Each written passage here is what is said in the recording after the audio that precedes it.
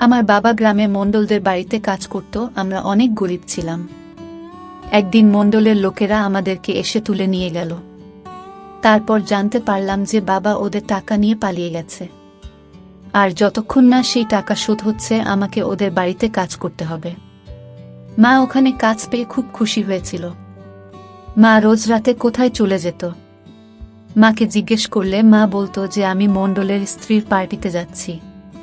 একদিন রাতে আমি মায়ের পিছন পিছন যাই, আর একটা নোংরা ঘরে গিয়ে ভেতরে ঢুকতেই আমার আত্মা কেঁপে ওঠে, কারণ আমার মা তো ওখানে। তো বন্ধুরা, ভিডিওটি শুরু করার আগে আপনি যদি আমার এই ছোট্ট চ্যানেলটি নতুন দর্শক হয়ে থাকেন তাহলে চ্যানেলটি সাবস্ক্রাইব করে আমাদের সাথে থাকবেন। তো চলুন গল্পটি শুরু করা যাক। আমার নাম নীলিমা। আমার মা খুব সুন্দর দেখতে ছিল, কিন্তু মা বলতো যে ভগবান যেন কাউকে এমন সুন্দর রূপ না দেন। এই পৃথিবীটা অনেক নিষ্ঠুর, এখানে সুন্দরী মেয়েদের বিপদ অনেক বেশি। মায়ের এসব কথা আমি কিছুই বুঝতে পারতাম না। মাঝে মাঝে মনে হতো মায়ের এসব কথা বলার কারণ আমার বাবা, যে সবসময় আমার মাকে সন্দেহ করত। বাবা দেখতে ভালো ছিল না। বাবার গায়ের রং কুচকুচে কালো ছিল। বাবা প্রায় আমাকে বলতো, আমাকে এত খারাপ দেখতে আর তোমাকে সুন্দর পরীর মতো দেখতে। তুমি কি করে আমার সাথে সুখে থাকবে? তুমি মনে মনে নিশ্চয়ই অন্য কাউকে চাও। আমরা ছোট্ট একটা গ্রামে থাকতাম। সেই গ্রামে মণ্ডলদের এমন হুকুম ছিল যেন মনে হতো তারা এখানকার রাজা বাদশাহ আর আমরা তাদের চাকর। বাবা মণ্ডলদের হয়ে কাজ করত। খুব একটা ভালো কাজ ছিল না, শুধু মণ্ডলের সাথে সাথে থাকত, কিন্তু মূল বাবাকে চাকরের মতো ধমক দিত। মাও গ্রামে কাজ করত, কিন্তু সারাদিন পরিশ্রম করার পরও মা সুন্দর দেখতে ছিল। আমি ভাবতাম, না যদি ঠিক করে নিজের যত্ন নেয় তাহলে আরো কত সুন্দর হয়ে উঠতে পারবে। মায়ের খুব কম বয়সে বিয়ে হয়েছিল। মায়ের বয়স এখনো 30 বছর হয়নি, আর আমার বয়স 50 বছর হয়ে গেছে। একদিন মা আর বাবার মধ্যে খুব ঝগড়া হয়।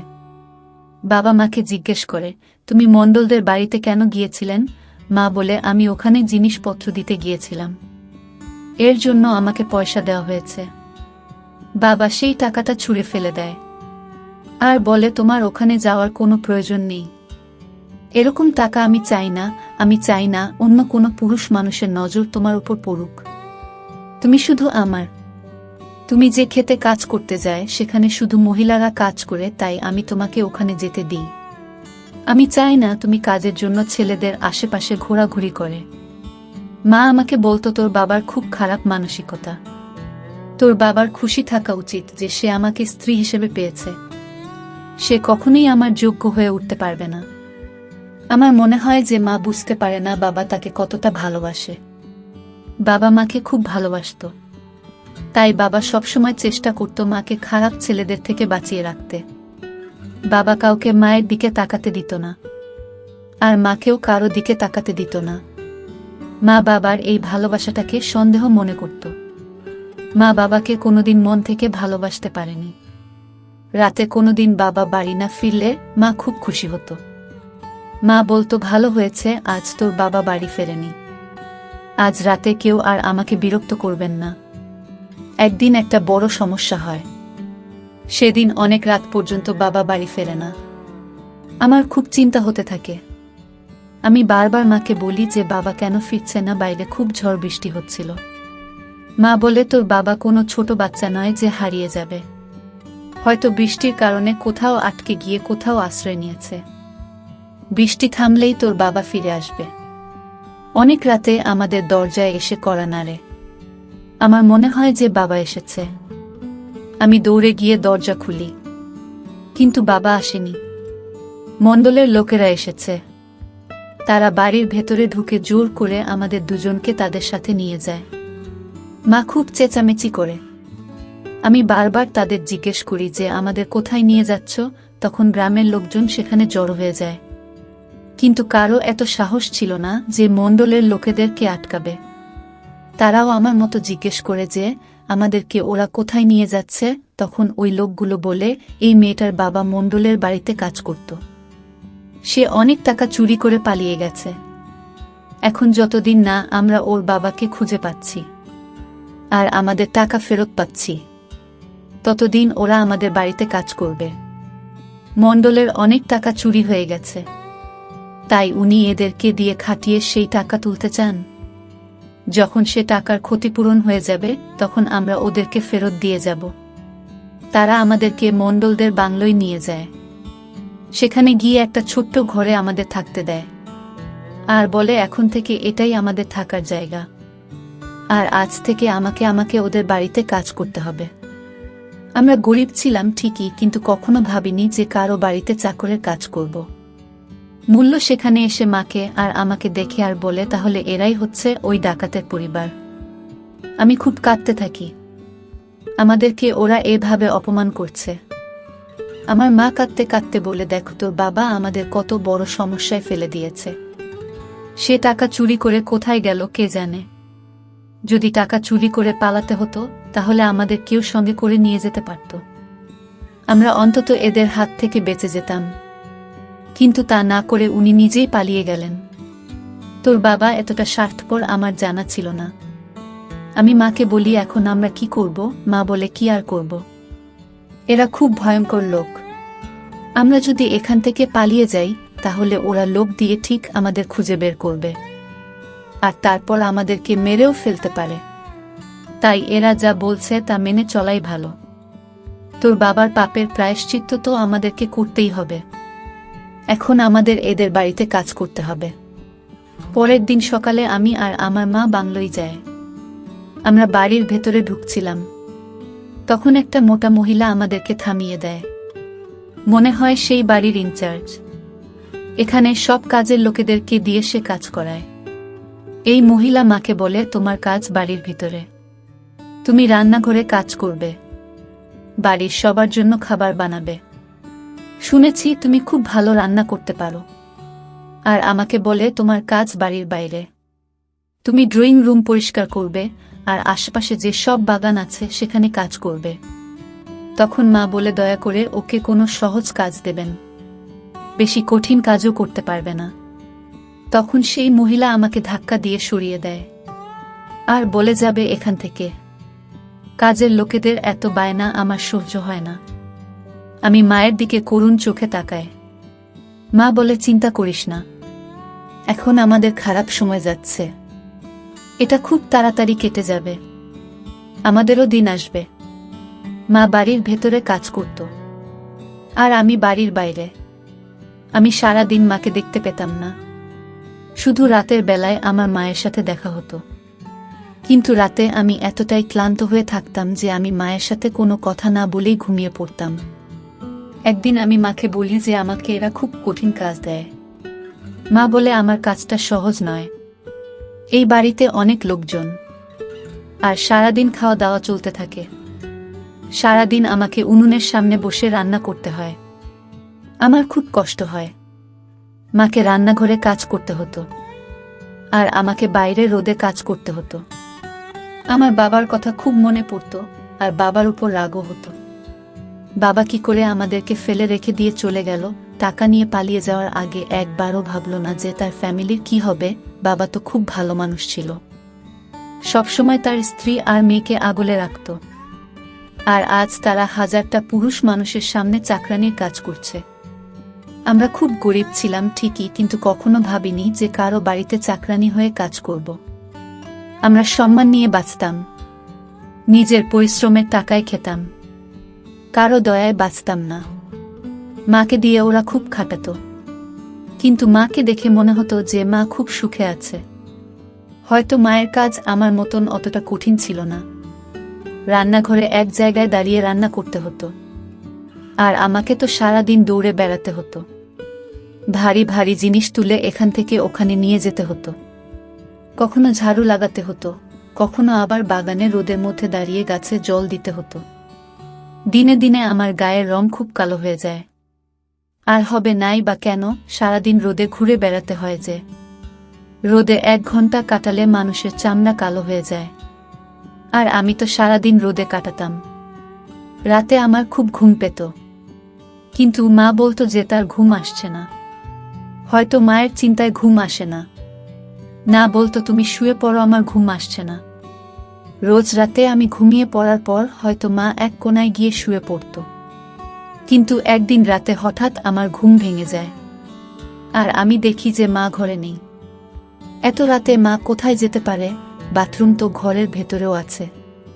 তাহলে মা বাহারে কি করতে গেছে? এমনিতেই বাংলাতে থাকতে আমার খুব ভয় করত। আশেপাশে কত পুরুষ মানুষ ছিল, কার মনে কি আছে বোঝা মুশকিল। আর আমার মা তো খুব সুন্দর দেখতে। বাইরে মায়ের কোনো বিপদ হলো না তো আমার চিন্তা হতে থাকে, আর আমি বসে বসে মায়ের জন্য অপেক্ষা করতে থাকি। কিন্তু মা ফেরত আসে না। অপেক্ষা করতে করতে কখন ও আমার চোখ লেগে যায় আমি নিজেও জানি না। তারপর যখন আমার ঘুম ভাঙে তখন আমি দেখি মা কাজে বেরোনোর জন্য তৈরি হচ্ছে। আমি মাকে জিজ্ঞেস করি, তুমি সারা রাত কোথায় ছিলে? মা বলে, বড় বিবি আমাকে ডেকেছিল তার পা টিপে দেওয়ার জন্য। মণ্ডলের স্ত্রী, উনি খুব খারাপ মহিলা, সারা রাত আমাকে দিয়ে পা টিপে নিত। এই কথা শুনে আমার চোখে জল চলে আসে। মা জিজ্ঞেস করে, তুই কাঁদছিস কেন? আমি বলি, এরা আমাদের সাথে যা ইচ্ছে তাই করছে, সারাদিন গাধার মতন খাটাচ্ছে, আর রাতে মণ্ডলের স্ত্রী আমাদেরকে দিয়ে তার পাশে পাচ্ছে। এসব আর কতদিন চলবে? বাবা কোথায় চলে গেল? মা, আমাদের বাবাকে খুঁজে বের করতেই হবে। তুমি তো সারাদিন বাড়ির ভিতরে কাজ করো, কিন্তু আমি বাড়ির বাইরে থাকি। আমি বাবাকে খুঁজে বের করার চেষ্টা করব। মা বলে, তুই তোর বাবাকে কোথায় খুঁজবি? তোর বাবার কাছে তো কোনো ফোন নেই, আর আমাদের কাছে ফোন নেই। তাহলে তার সাথে কি করে যোগাযোগ করবি? আমি বলি, বাবার তো গ্রামের দোকানদারের নাম্বার মুখস্থ ছিল, আমারও ওনার নাম্বারটা মুখস্থ আছে। বাবা ওনাকে ফোন করতে পারে, আমি ওনার সাথে গিয়ে কথা বলবো। অন্তত এইটুকু তো বলতে পারি যে বাবার ফোন এলে আমাদের খবর দিতে। মা বলে, কোনো লাভ হবে না। আজকাল কেউ কাউকে খবর দেয় না, কেউ কারো খবর রাখে না। সবাই ব্যস্ত মানুষ, যেমন চলছে চলতে দেয়। এখানে আমরা ভালোই আছি, ভালো ভালো খাবারও জুটে যায়, আর কাজ তো করতেই হবে। কাজ না করলে এই পৃথিবীতে কিছুই পাওয়া যায় না। আমি ভাবি না কি করে এমন একটা কথা বলতে পারলো। মা কি দেখতে পাচ্ছে না যে আমার অবস্থা দিনকে দিন খারাপ হয়ে যাচ্ছে? মা বলে, আচ্ছা আমার দেরি হয়ে যাচ্ছে, আমি বের হয়। এই বলে মা ঘর থেকে বেরিয়ে যায়। একদিন আমি দেখি মা লিপস্টিক আর কাজল লাগাচ্ছে। আমি মাকে জিজ্ঞেস করি, তুমি ওগুলো কোথা থেকে পেলে? বাবা তো এখানে নেই, তাহলে তুমি কার জন্য এত স্বচ্ছ? মা বলে, তুই এ কেমন কথা বলছিস? আমি কারো জন্য সাজতে যাব কেন? মালকিন আমাকে বলেছেন যে একটু সেজে গুজে আসতে। আমি এত বড় বাড়ির রাঁধুনি, এখানে রোজ বাইরে থেকে লোক আসে। তারা জিজ্ঞেস করে যে কে খাবার বানিয়েছে। তারা মাঝে মধ্যে রাঁধুনিকে দেখতে চায়। তারা যদি দেখে যে কোনো একটা নোংরা কালো মহিলা খাবার বানিয়েছে, তাহলে তারা সেই খাবার খাবে না। বড়লোকেদের অনেক ব্যাপার আছে, তুই বুঝবি না। মালকিন আমাকে সাজার জিনিসপত্র দিয়েছেন, আর বলেছেন রোজ সেজে গুজে কাজে যেতে। তুই জানিস, মালকিন আরও বলেছেন যে এবার থেকে আমাদেরকে মাসে মাসে মাইনে দেবে। তিনি বলেছেন, হতে পারে তোমার বর আমাদের টাকা চুরি করে পালিয়েছে, আর সেই কারণেই আমরা তোমাদের কাজে রেখেছি। কিন্তু তোমরা সারা দিন খুব পরিশ্রম করো, আর তাই এবার থেকে আমরা তোমাদের বাকি কাজের লোকদের মতোই মাসে মাসে মাইনে দেব। তুই ভাব, এবার থেকে আমাদের হাতে টাকা পাবো, আমরা নিজেদের ইচ্ছে মতো জিনিস কিনতে পারবো। আমাদের মাথার উপর একটা ছাদ থাকবে, একটা চাকরিও থাকবে, আর হাতে টাকাও থাকবে। এর থেকে বেশি আর কি দরকার আমাদের? এমন সৌভাগ্য জনের হয়। আমি দেখে অবাক হয়ে যায় যে মায়ের এসব ভালো লাগছে। আমার তো সে সব দিনের কথা বারবার মনে পড়ত। আমরা নিজেদের বাড়িতে কত আনন্দে ছিলাম। বাবা রোজগার করে আনত, আর আমরা নিজেদের ইচ্ছে মতো উঠতাম বসতাম। কেউ আমাদের উপর হুকুম চালাত না। আর এখানে তো আমাদের সারাদিন কাজ করতে হয়, নিজেদের ইচ্ছা মতো কিছুই করতে পারি না। মায়ের এখানে কি করে ভালো লাগছে আমি জানি না। তারপর যত দিন যায় আমি মাকে দেখে আরো অবাক হতে থাকি। মায়ের বাবার জন্য কোনো চিন্তাই ছিল না। মা এখানে খুব আনন্দে আছে। কখনো সাজগোজ করছে, কখনো জমিয়ে ভোজ খাচ্ছে, কখনো নিজের মনে গান গাইছে, আবার কখনো রাতে গায়েব হয়ে যাচ্ছে। আমি লক্ষ্য করি একদিন পর পরই মা রাতে ঘরে থাকে না। মা কোথায় যায় আমি জানি না। আমার মনে হয় যে মা আমার থেকে কিছু একটা লুকাচ্ছে। একদিন আমি জানতে পারি যে মা আমাকে মিথ্যে কথা বলছে। এই বাড়ির একটা কাজের মেয়ে আমাকে বলেছে মণ্ডলের স্ত্রী এখানে থাকেন না, তিনি অনেকদিন আগেই বাড়ি ছেড়ে চলে গেছেন। মণ্ডলের চরিত্র ভালো নয়, ওনারা অনেক মেয়ের সাথে সম্পর্ক ছিল। এসব জানতে পেরে ওনার স্ত্রী ওনাকে ছেড়ে চলে গেছেন। উনার 2 ছেলেকেও তার সাথে নিয়ে গেছেন। সে ভালো পরিবারের মেয়ে, সব সহ্য করবে কেন? মণ্ডল এখন এই বাড়িতে একা থাকেন। এই বাড়িতে আমরা কাজের মেয়েটা ছাড়া আর কোনো মহিলা থাকে না। আমি ভাবি যদি মণ্ডলের স্ত্রী এখানে না থাকেন তাহলে মা রাতে কার পা টিপতে যায়? তার মানে মা এতদিন আমাকে মিথ্যে কথা বলে এসেছে। আমি জানি মানুষ মিথ্যে কথা তখনই বলে যখন সে কোনো ভুল কাজ করে। এখন আমাকে এটা জানতে হবে যে আমার মা কি ভুল কাজ করছে। সারাদিন কাজ করে রাতে আমি এত ক্লান্ত হয়ে থাকতাম যে আমি ঘুমিয়ে পড়তাম, আর মা কি করছে কিছুই দেখতে পেতাম না। একদিন আমি ঠিক করি যে আমি মায়ের পিছু নেব। এই বাড়ির মালিক দাদা খুব ভালো ছিল। একদিন আমি তাকে গিয়ে বললাম যে আজকে আমার শরীরটা ভালো নেই, আমি কাজ করতে পারবো না। মালি দাদা বলে এসব তোমার করার মতো কাজও নয়, তুমি যাও গিয়ে বিশ্রাম করো। আমি বলে দেব যে তুমি তোমার কাজ করে দিয়েছ। আমি সারাদিন বিশ্রাম করি যাতে আমি রাতে জেগে থাকতে পারি আর মায়ের পিছু নিতে পারি। মা যখন ঘরে আসে তখন আমি আগে থেকেই শুয়ে পড়েছিলাম, আর আমি ঘুমানোর ভান করি। মা এসে তৈরি হতে শুরু করে।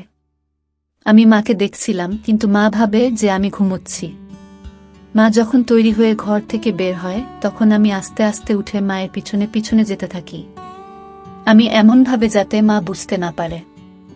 আমি দেখি মা স্টোর রুমের দিকে যাচ্ছে, যেখানে বাড়ির সব জিনিসপত্র রাখা থাকে। আমি ভাবি মায়ের এত রাতে স্টোর রুমে কি কাজ থাকতে পারে। আমি দেখি মা স্টোর রুমের ভেতরে ঢুকে যায়। আমিও মায়ের পেছন পেছন সেখানে ঢুকে একটা আলমারির পিছনে লুকিয়ে পড়ি। আমি দেখি মা একটা বড় পর্দা সরাই, আর পর্দার পিছনে আমার বাবা বসে আছে। এটা দেখে আমার আত্মা কেঁপে ওঠে। বাবাকে দড়ি দিয়ে বেঁধে রাখা হয়েছে। মা বলে, বলো তো আমাকে কেমন দেখাচ্ছে? আমি যাচ্ছি মণ্ডলের কাছে। সে আমাকে বিয়ে করে নিয়েছে, আমি তার সাথে সুখে থাকব। তুমি আমাকে কোনোদিন সুখ দিতে পারোনি, তুমি এখানে বাধা থাকো। তো বন্ধুরা, ভিডিও মাঝখানে একটা কথা বলতে চাই। আমি আপনাদের সর্বদা হাসি খুশি রাখার জন্য খুব কষ্ট করে ভিডিও বানাই। তাই আপনাদের কাছে অনুরোধ থাকবে অবশ্যই ভিডিওটি দেখে একটি লাইক করবেন এবং এই চ্যানেলটি সাবস্ক্রাইব করে পাশে থাকবেন। তো বন্ধুরা, তারপর বাবা বলে, তুই একবার আমাকে খুলে দে, তারপর দেখ আমি তোকে আর মণ্ডল দুজনকেই মেরে ফেলব। তুই কত বড় বেঈমান, আমি তোর জন্য কি না করেছি। আর তুই আমাকে গ্রামের লোকেদের কাছে চোর সাজিয়ে আমার বদনাম করে দিয়েছিস। মণ্ডলের লোকেরা আমাকে তুলে নিয়ে এসে এখানে বেঁধে রেখেছে, আর এখন তো কে বিয়ে করে ফুর্তি করছে। আমি তোদের দুজনকেই প্রাণে মেরে ফেলব। মা বলে, মণ্ডল চাইলে তোমাকে 2 মিনিটে শেষ করে দিতে পারত, কিন্তু আমি ওনাকে আটকেছি। আমি বলেছি তোমাকে বন্দি করে রাখতে, কারণ তুমি যেই হও আমার মেয়ের বাবা। বাবা আহত বাঘের মতো ছটফট করছিল। আমার তখনও বিশ্বাস হচ্ছিল না যে বাবার সাথে এসব কিছু না করেছে, তাকে বদনাম করে এভাবে আটকে রেখেছে, আর নিজে মণ্ডলকে বিয়ে করেছে। মা ওই বাড়িতে রান্না করতে যেত না, বরং মণ্ডলের সাথে সময় কাটাতে যেত। মা বাবাকে বলে, তুমি কখনোই আমার যোগ্য ছিলেন না, তুমি আমার সাথে অনেক ফুর্তি করে নিয়েছ, এখন তুমি এভাবে জীবন কাটাবে। তোমাকে এই অবস্থায় দেখে আমার বেশ ভালো লাগে। মা ওখান থেকে চলে যায়। আমি আমার চোখের জল মুছে বাবার কাছে যাই। বাবা আমাকে দেখে অবাক হয়ে যায়। আমি কাঁদতে কাঁদতে বাবাকে সব কথা বলি। আমি বাবার বাঁধন খুলে দিই। পাশে একটা কুডোল পড়েছিল। বাবা সেটাকে তুলে বলে, আজ আমি ওদের দুজনকে ছাড়ব না। আজ ওদের আমার হাত থেকে কেউ বাঁচাতে পারবে না। কিন্তু আমি বাবাকে আটকে দিই আর বলি, বাবা তুমি এটা করতে পারো না, তুমি আমাকে প্রাণে মেরে ফেলতে পারো না। আমি জানি সে তোমার সাথে অন্যায় করেছে,